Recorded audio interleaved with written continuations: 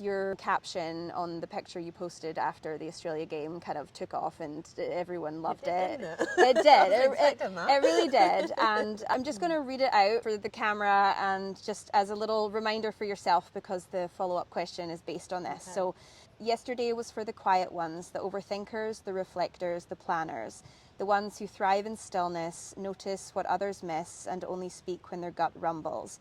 A reminder that it's okay to not be the loudest or boldest, that impact doesn't need volume, and you don't always need the spotlight to shine.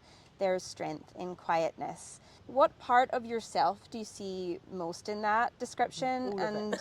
And how have you learned to make it a strength rather than something you'd want to change? I'd love for little girls, little boys watching this who are maybe wishing that they were more confident or louder to, hear how there's real strength in stillness. Well, I've spent my whole life, I think, being, that little kid in the corner. I think wishing, I spoke up then, or I guess having that regret of, that felt really important, but I didn't say something, and what if I could have changed this, or what I could have changed that. And I think especially this year, you can't have any regrets, You're in a home World Cup, you can't afford to have that. So I wouldn't say it's my strength, it's something I'm, way out of my depth, which I think is why I posted it, because it was that wasn't comfortable for me. When Mitch said, I want you to be captain, I wanted to say no. Yeah, interesting. No, okay. Thanks, Mitch. I want to run away. That's not what I want to do at all. I just want to, for me, playing rugby and like growing up was the time where I didn't overthink. Well, I didn't think in general, full stop. As soon as I cross that white line, I'm just in the moment and I'm playing. And I think that's why I've always loved rugby. Because I'm not overthinking what I'm saying or what I'm doing. It's easy. Not it's easy because it's not always easy for the loud ones, the bold ones. Everyone's got their weaknesses, the things they struggle with. But I do believe we live in an extroverted world. It's, social media. That is, it's the loud, the bold, the ones with the enthusiasm. They're the ones that, do well, get noticed. And I guess when you are around that a lot, sometimes you do, not beat yourself up about it, but I guess you doubt yourself. But actually that's okay, that's them. And to make anything function, especially a team and a high performing team, you need a wide range of personalities, values, for it all to come together. Right? Not everyone can be loud and boisterous. You'd all clash and, not get on. Whereas, we've all got our strengths. So it's, I think, recognising that in a world that does support, the extroverts, and just as long as you, I think, speak up when something's important to you and stick with your values, and just be confident to give it a go. And I think especially this squad has helped me do that. I think when I have spoken, I guess, people feedback, that helps a lot of, well, when you speak everyone listens, and it's a different voice, and what you said matters. And I think with that I'm like, okay, that's, I could touch different people in the squad. Some voices sit differently with one half the squad, and maybe our quieter voices sit better with the other squad. And it's actually seeing it from that perspective of you can still help other people. And that's probably what your coach saw and wanted a different voice. And players don't always need the captain that's the loudest. Like some players, different voices, whether it's a coach, whether it's a captain in leadership, they need different voices because they'll resonate differently with different people. You probably, you're in a World Cup final. I think you did. I think you have those. I think you did okay. I think you made the right choice. Because of the leadership team around as well, and it's a whole. It's a team. It's a team sport. Good leadership's delegation. I'm like, okay, Meg, you can speak here now, or no, what do you do here? And Zoe, as our captain, she does that so well. And Mitch picks his captains on lead by example. And that's when I first captained over in WXV, that was his first thing, was I want you to captain because you lead by example. If you've got someone at the front putting their body on the line like Zoe does every single day. Yeah.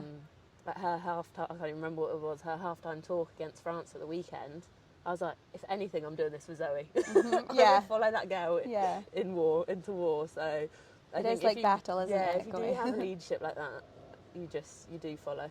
Yeah, and like you said, when we look at the England squad, there's like such a diversity of personalities, and something I've really enjoyed about the Red Roses social media, how the social team and media team have talked and put out there that you have players who are neurodivergent. Personally, I got diagnosed late in life with ADHD, and for me it was so interesting. I mean, I got diagnosed at 36 and I'm 38, and when I first took medication for it, my brain like slowed down, and I genuinely, everything just, I noticed colors differently, took in the world around me differently, and I play rugby too, and I actually played better.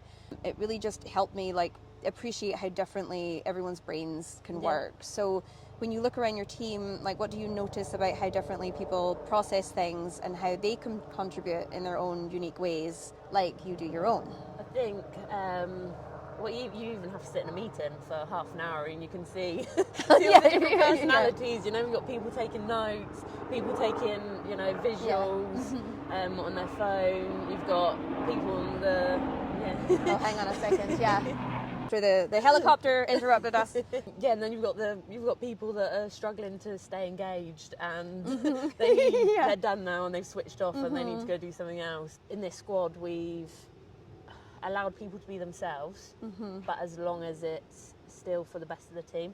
And I think that's where Mitch has really grown this squad, is to allow everyone to be individually different, but as long as we come back and we're strong for one whole purpose, then you've got to allow that, to allow each individual to flourish. You spoke about noticing things that others miss, and I think that is such a gift, especially in the rugby world where everyone is very extroverted and loud and there's so much going on all the time, and it's important to highlight that, and you know, important to encourage coaches to look out for that type of gift in players that could be potential captains. Can you think of an example on or off the pitch where you may have noticed something that other people missed?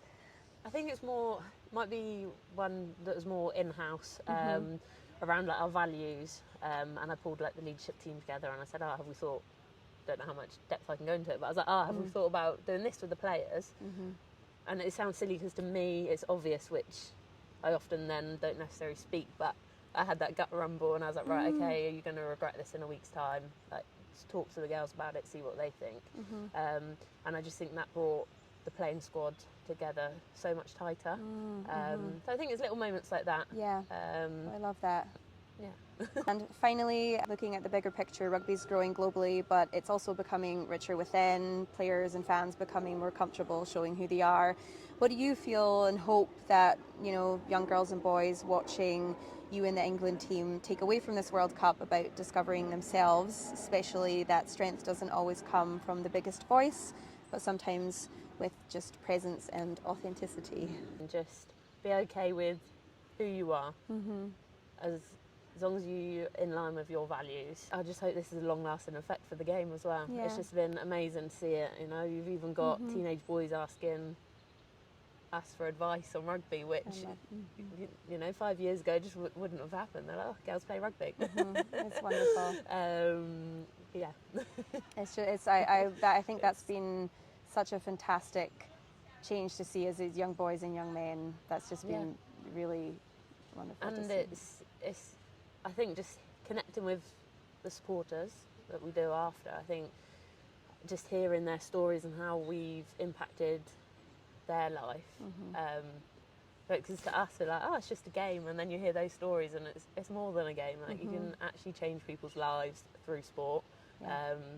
And it's just an honour, absolute honour to be a part of. And what a World Cup it's been. It's one huge celebration of women's rugby, and said earlier, like, I'm a little bit jealous I'm not on the other side enjoying it all, but well, it's been fantastic. I will be very proud, I think, to be just a small part of it. It's been pretty incredible. You're part of history and you are changing lives, so keep up it, and good luck. Thank you very much. You for talking with me. It's been wonderful. Lovely chat. Thank you.